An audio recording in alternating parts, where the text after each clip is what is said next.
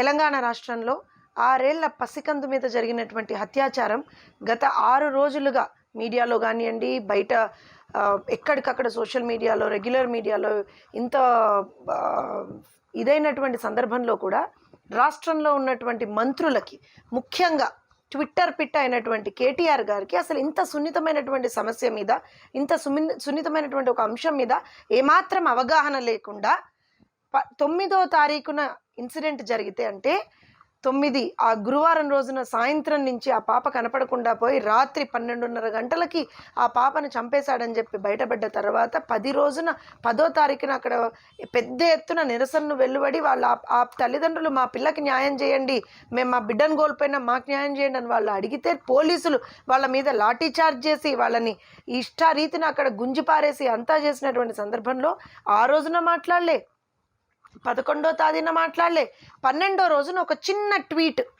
తన ట్విట్టర్ అకౌంట్లో ఒక చిన్న ట్వీట్ మధ్యాహ్నం 3:40 12వ తారీఖు మధ్యాహ్నం 3:40 కేటీఆర్ గారు ఒక ట్వీట్ పెట్టిండ్రు.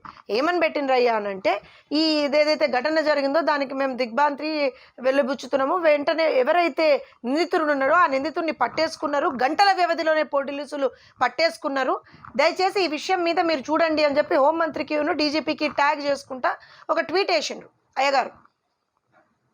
గంటల వ్యవధిలోనే పోలీసులు పట్టుకున్నారట. మళ్ళీ వాళ్ళ కొత్తగా పోలీసులు ఒక స్టేట్మెంట్ ఇచ్చిండ్రు, ఎవరైతే ఒక లుకౌట్ నోటీస్ ఇచ్చిండ్రు, ఎవరైతే వాడు ఇంకా మాకు దొరకలేదు ఆ నిందితుడు, ఎవరైతే ఆ నిందితుడిని పట్టుకొని మాకు అప్పగిస్తారో ఆ నిందితుడి వివరాలు మాకు కనీసం మాకు చెప్తారో వాళ్ళకు ఒక 10 లక్షల రూపాయలు రివార్డ్ అని చెప్పి ఇందాక పోలీసులు ఒక స్టేట్మెంట్ రిలీజ్ చేసిండ్రు, ఒక లుకౌట్ నోటీస్ రిలీజ్ చేసిండ్రు. ఆ తర్వాత మళ్ళీ ఇప్పుడు అంటే ఇవాళ 14వ తేదీ రాత్రి 9:06 ఒక ట్వీట్ మళ్ళీ పెట్టండి, నేను రాసింది తప్పు అని చెప్పేసి. అయ్యా మంత్రి గారు, మీరు ఈ రాష్ట్రానికి మంత్రిగా హైదరాబాద్లోనే బతుకుతున్నారు కదా, అట్లాంటిది హైదరాబాద్లో నగరం నడిబొడ్డున జరిగినటువంటి ఇన్సిడెంట్ మీద మీకు కనీసం అవగాహన లేదా? ఇన్సిడెంట్ జరిగినటువంటి 3 రోజుల తర్వాత మీరు ట్వీట్ వేస్తారు. ఎందుకంటే అప్పటికే ప్రజా సంఘాలు, ప్రతిపక్ష పార్టీలు, మహిళా సంఘాలు అన్నీ కూడా అక్కడికి వెళ్ళి ఏందయ్యా నువ్వు అసలు కనీసం రెస్పాన్స్ ఇవ్వే ఆ ముఖ్యమంత్రి అంటే, ఆ ముఖ్యమంత్రి ఇప్పటివరకు మీరు రెస్పాన్స్ ఇవ్వలే మీ అయ్యగారు, కానీ మీరు మాత్రం ఏదో ఒక చిన్న ట్వీట్ వేసి వదిలిపెట్టింది. అది కూడా ఏమాత్రం కూడా సమస్య మీద అవగాహన లేకుండా. మీ అయ్యనేమో గడిలోకెళ్ళి బయటికి రాడు, ఐదర్ అయితే ప్రగతి భవనో లేకపోతే ఫామ్ హౌస్, అంతే. నీ కథ ఏందయ్యా అనంటే 24 గంటలు ఎలక్షన్లు అయితే పోయి మాట్లాడతావు, ఏదైనా సభలు పెడితే మాట్లాడతావు, ఏదైనా ప్రారంభోత్సవాలు ఉంటే పోతావు, గంతే. లేదా ఊరుకొని అక్కడ కూర్చొని ఇమ్మీడియట్గా ఏమంటారు అని అంటే ఒక ట్వీట్ వేస్తావు, గంతే. అదే కవిత అయితే కనీసం ఆవిడ ఎమ్మెల్సీ అయినా సరే ఎక్కడా కూడా కనపడరు, ముఖ్యంగా మహిళా అంశాలు ఎక్కడన్నా వస్తే అసలే కనపడరు, వినబడరు. ఆవిడ రాష్ట్రానికి ఒక హోంమంత్రి ఉన్నారా అంటే ఇన్నేళ్లలో మేము ఇవాళ వరకు కూడా ఆయన ముఖం కూడా చూసినటువంటి దాఖలాలు లేవు. రాష్ట్రంలో ఇన్ని ఘటనలు ఆడపిల్లల మీద జరుగుతున్నా ఏం జరుగుతున్నా సరే. ఇక మళ్ళీ ఆ శాఖకు చెందినటువంటి మంత్రి ఎవరైతే ఉన్నారో ఆవిడ కూడా గిరిజన బిడ్డనే. మరి గిరిజన అమ్మాయిల మీద ఇంతగానం రోజు రోజుకి అత్యాచారాలు పెరిగిపోతున్నటువంటి నేపథ్యంలో కనీసం 6 ఏళ్ల పసికందు మీద జరిగినటువంటి అత్యాచారం ఆవిడ కనబడలే, వినబడలే. ఇవాటి వరకు కనీసం ఒక స్టేట్మెంట్ ఆవిడ సైడ్ నుంచి మాకు రాలేదు.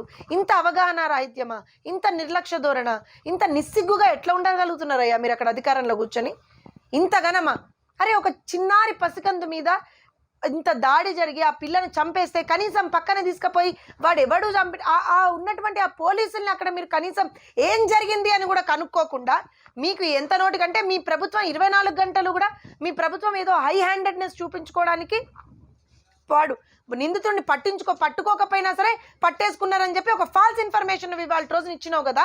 ఒక సున్నితమైనటువంటి కేసులో, అట్లాంటి కేసులో ఒక ఫాల్స్ ఇన్ఫర్మేషన్ ఇచ్చినందుకు నీ మీద పోలీసులు ఎందుకు కేసు బుక్ చేయొద్దు?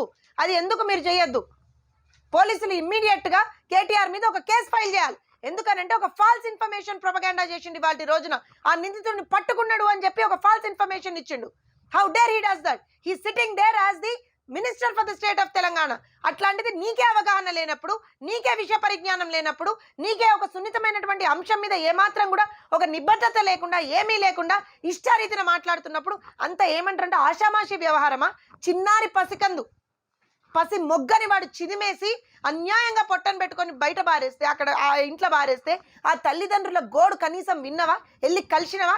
ఇది లేదు నీకు, ఈ మాత్రం సిగ్గు లేదు. పోయి కనీసం ఆ తల్లిదండ్రులు పోయి కలవాలే, వాళ్ళని పరామర్శించాలి అని చెప్పి అది లేదు. కానీ పోతావు, ప్రారంభోత్సవాలకి పోతావు, నీ జనరల్ బాడీ మీటింగులు పెట్టుకుంటావు, అన్నీ చేస్తావు. ఎందుకయ్యా అక్కడ కూర్చొని అధికారం వెలగబెడుతున్నారు? ఒక విషయ పరిజ్ఞానం లేదు, ఏమీ లేదు. ఇప్పటికైనా హాయ్ ఫ్రెండ్స్, మా టుడే టుమారో యూట్యూబ్ ఛానల్ చూస్తున్నందుకు చాలా థ్యాంక్స్. మరిన్ని లేటెస్ట్ వీడియోస్ కోసం వెంటనే సబ్స్క్రైబ్ చేయండి.